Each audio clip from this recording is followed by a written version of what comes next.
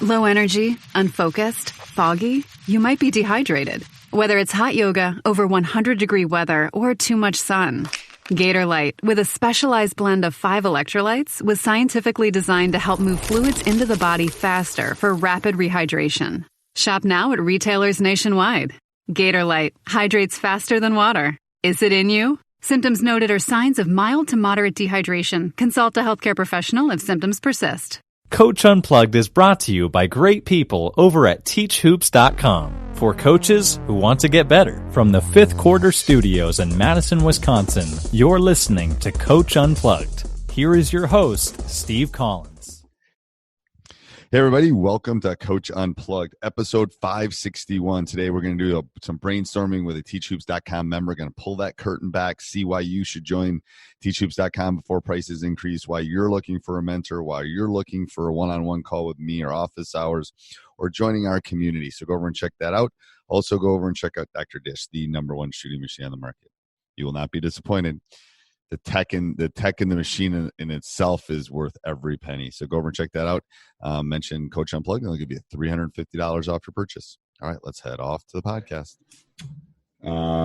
First of all, how'd the move go? Oh, it's slow but surely, man. I can hear you. All right, so tell me what your thoughts are. The practice finding. I think it's such a complex issue, but I think it's the most important thing that we do as coaches.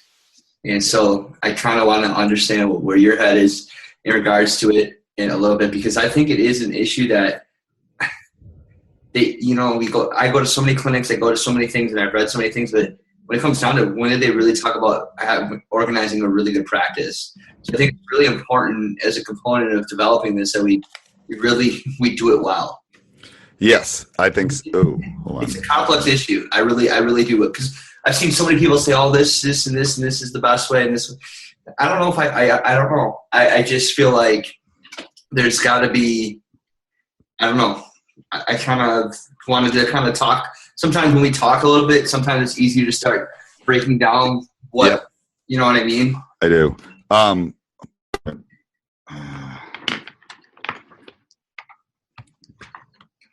All right, hold on. I was having some mic. I got a problem solved. Okay. I might have to change something if this doesn't work. So let me think. So let's put it into 3 compartments first, because I think each compartment's separate, right? So I think the youth compartment, the intermediate, and the advanced are all different issues that we have to deal with when we're breaking this down. Do you agree? I agree, and I think it's all about scope and sequence. I mean, like more percentage based, like fundamental based compared to competition based. Right. Like USA Basketball does a pretty good job of gridding that out. Yep, and I like that. I like their breakdown of that. I think we have to look at.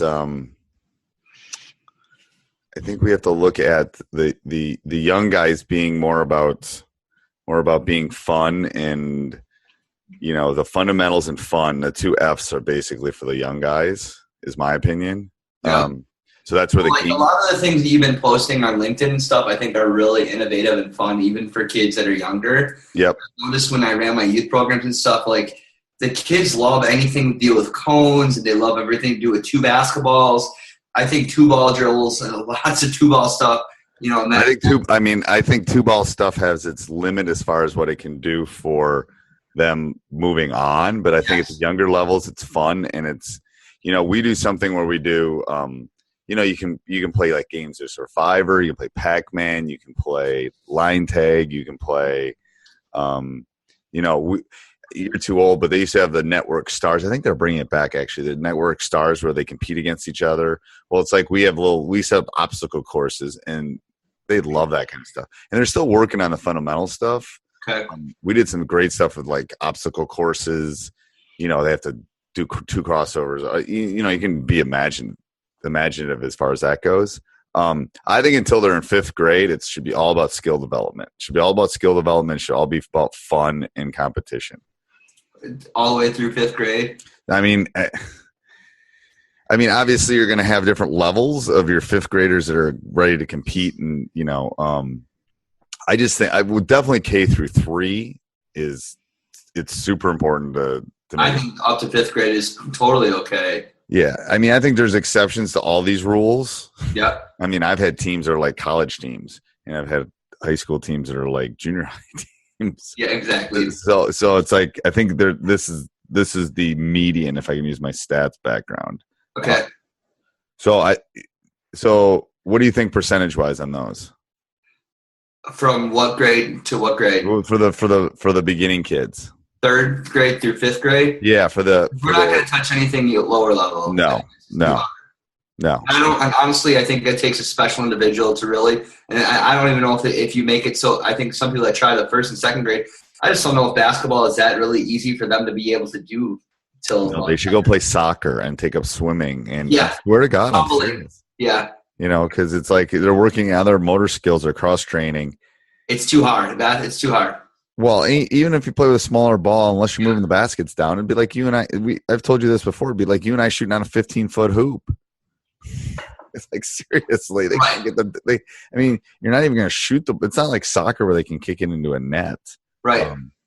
So yes, I mean, but obviously there's advanced people that would look at this. So you're looking at 3 to 5 one category. Yep.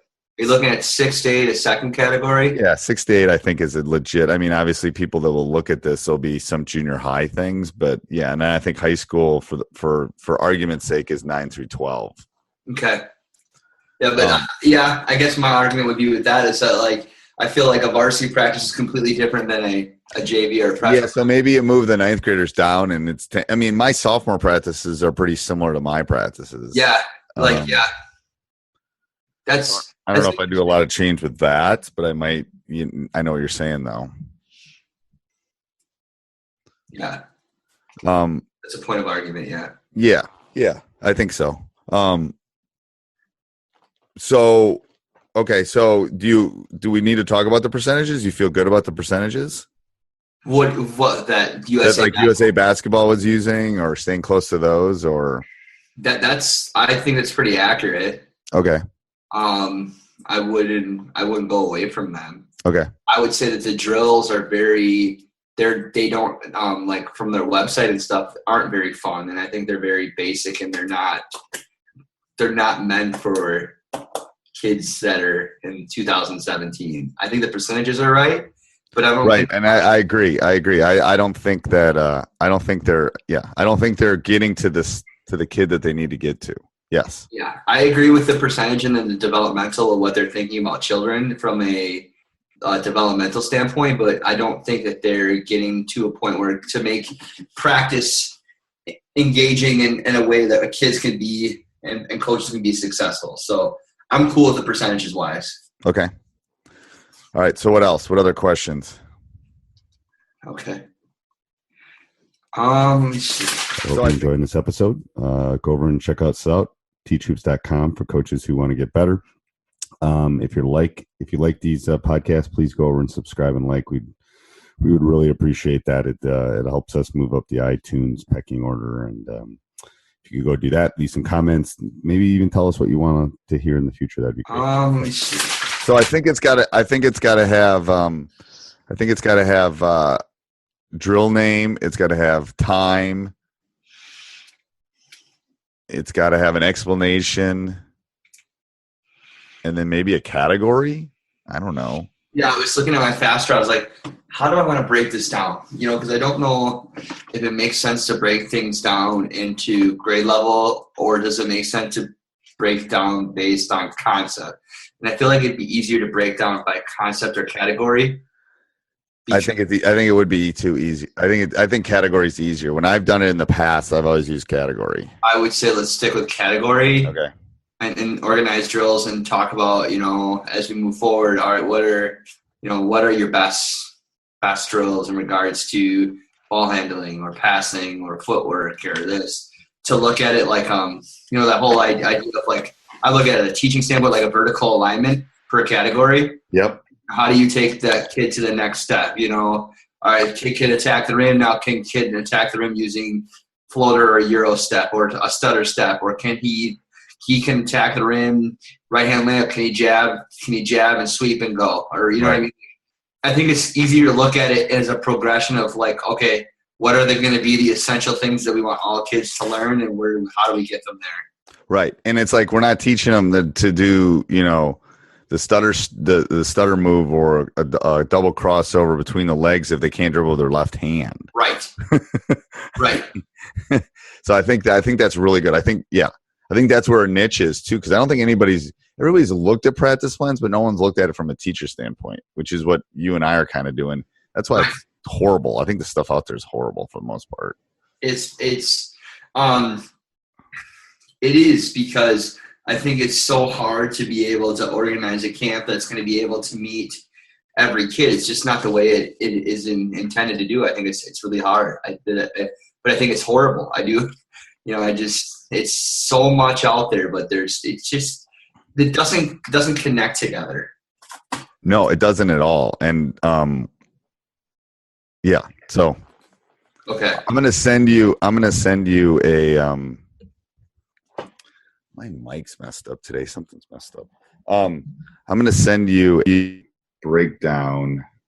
Hey everybody, I hope you're enjoying the podcast as much as I am. A couple things you could do for us. If you're really liking these, please go over and subscribe and like. We really do appreciate that. It does mean a lot to us. We would also ask that you go over and check out teachhoops.com. Make a commitment to your coaching. Say that I am going to become a better coach. This community is there. It helps us keep the lights on at Coach Unplugged, but it also, has resources and videos, and I would put it up second to none on the web. A lot of these sites are stagnant. I am there. I'm answering emails. I've already got calls for tomorrow. I am in there. I'm in the community. I'm there to help you. So go over and check it out. All right, let's get back to the podcast. Hold on. I'm going to go off this mic. I'm going to send you right now, before I forget, a breakdown of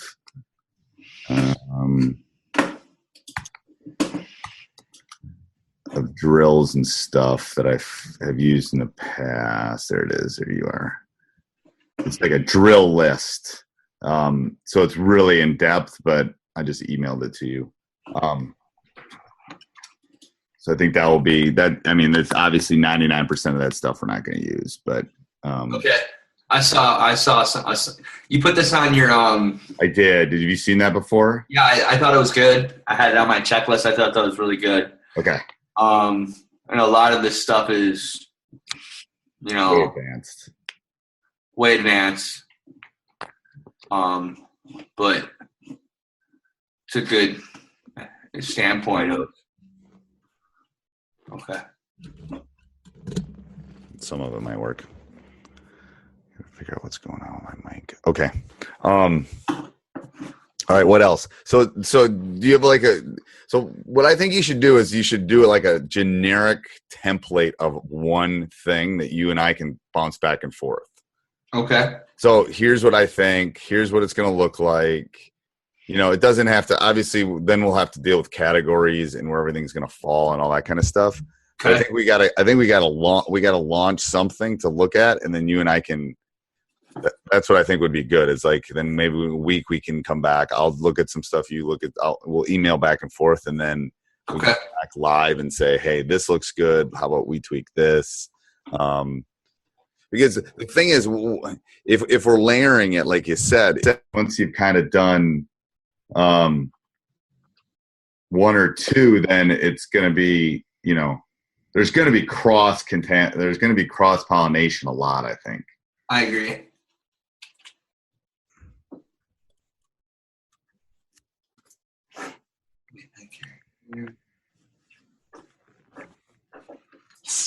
Is there a certain template that you want to go with, or does it really make a difference? I think I don't know. That's what I've been kind of.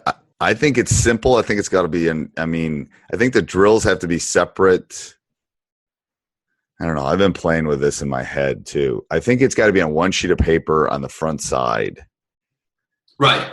Boom, boom, boom, boom, boom, boom, boom, boom, boom. And then on the next sheet, if there's anything complicated or drill wise, we put it in fast draw. Okay. So similar to, you can make it a little smaller. So if you go and look on Teach Hoops right now, I put up a bunch of workouts that I had Rudy do with my son. Yep. There's like 27 of them, and then we put them on Fast Draw too. So it's the workout, him explaining a dribbling drill, and then on Fast Draw we did a separate entity, which is the actual drill. So we did literally we spent 2.5 hours just doing that, filming it, and then we converted it into, because we want some of the kids to work on some of that stuff. So then we converted it to a PDF, and then what we can do is we can give the coaches a complete PDF. We can give them an offensive PDF. We give them a defensive PDF, blah, blah. And then we could give them the individual ones too if they don't know something well enough. Because once you've done a drill once or twice, you don't really need the drawing anymore.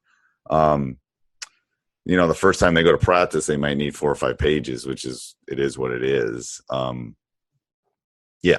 So long term, I'd eventually like to get videos to all the stuff, but that's a pie in the sky at this point. Right. So you want to do samples of practice plans. So your intention is for a coach. A couple other things is, when I was thinking about this, is their goal to be able to create their own, or be able to take multiple templates of what you've designed and be able to use them? So I think the stat is we have to set it up for them. Okay. And we'll be able to give them templates later, but especially, I'm not talking about the advanced ones. I'm talking about the beginning and middles. I think they want practice plans. I think we should be able to take them through think about a youth season, 2 practices a week for an hour and a half for, I don't know, maybe 8 to 10 weeks, maybe 2 months, 2.5 months. So it's 30 practices probably. Right. And then, yeah. So I'm not as worried about the high school ones. I think those maybe we can I'm more worried about the youth and the intermediate ones. The high school ones. But see, that's where I think those are the people that's the people that needed the most. They are needed the most. When I come back to them, I think about, certain classes or certain groups or certain things and programs. It's or even programs that are in the flyaway, that when I was at Mayville, Laconia, they're pretty steady now, but they have 4 or 5 dads that are on the sideline, and I can envision that their practices are pretty good compared to, you get a guy that has no, you were talking to me on the phone about, you just can't find enough people to do it. You know what I mean? Right. So I think, is your goal to be able to get those people that are a little apprehensive to not be able to coach, they'll have something to be able to do it? Yep. So I think there's different niches. I think one niche is the dad that has no idea and needs help. That tends to be the younger ones, and they're looking everywhere for a solution. So I think that's the first niche. The second niche is the guy that kind of knows something but wants help and wants to make it better. That's the intermediate guy, I think, for the most part. And then the high school guys, what I want to do is eventually get them templates. Here's practice plans. Here's kind of what you do. And then, that will be much easier for you and I, because we've run a bunch of high school practices. It'll be much easier to do. And then it's then that's where I want Teach Hoops to be able to help them. It's I'll help them set their practices up. Here's a template. Take what you like. What don't you like? So you see more like high school as an interactive piece.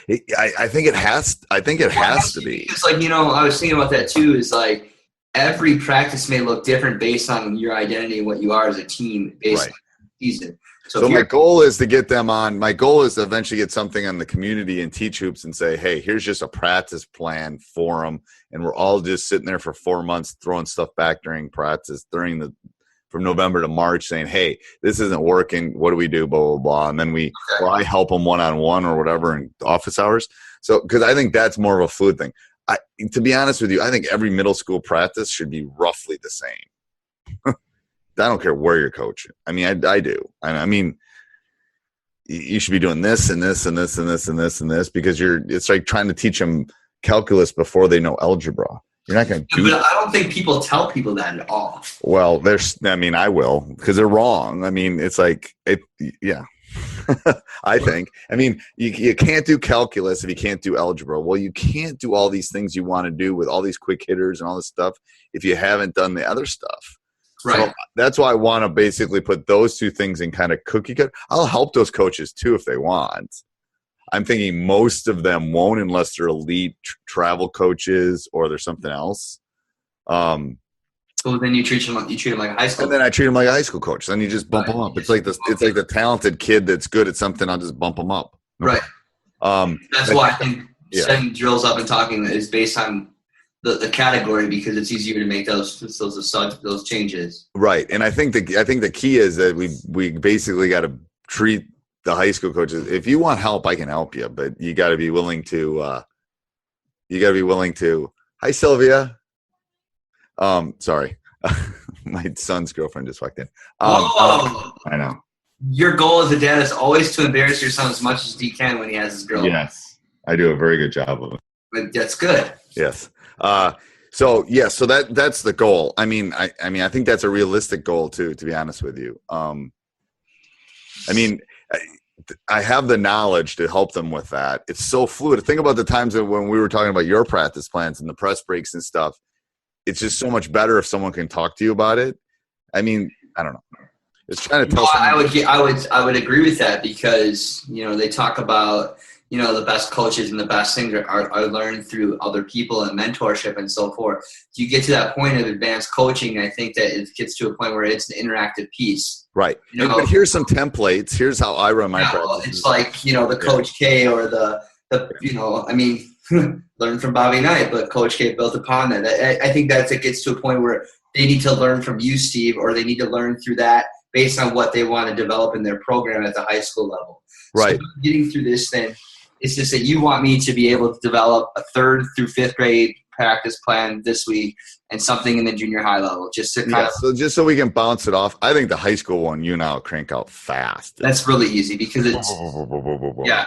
And then those will be templates, and then they'll have to come in, here's 30. I can give them 150 templates of high school practices. Right. But then I'm telling you right now, most of you aren't going to run these because the practice I ran last year is not going to be the practice I run. I completely agree. So let me help you. But the junior high and the middle school, I think, can be very similar. And that's one of the reasons I think people haven't done it.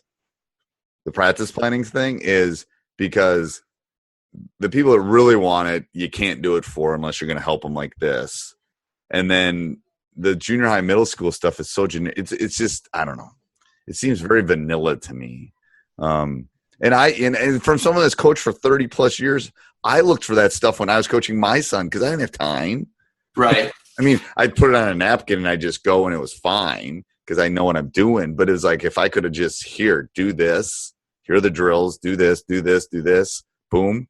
I mean, it's like, wow, who wouldn't love that? In my opinion. But right. Okay. All right. Hey, everybody. I hope you enjoyed episode 115 of Coach Unplugged. Like I've said before, we'll get back into our normal Monday release dates coming now. Then we're out past the holiday season. But go over and check out teachhoops.com for coaches who want to get better. Have a great week. Hey, Coach. Hope you enjoyed that. If you did, okay, go join teachhoops.com for coaches who want to get better. You want to become a better basketball coach. Let me help you.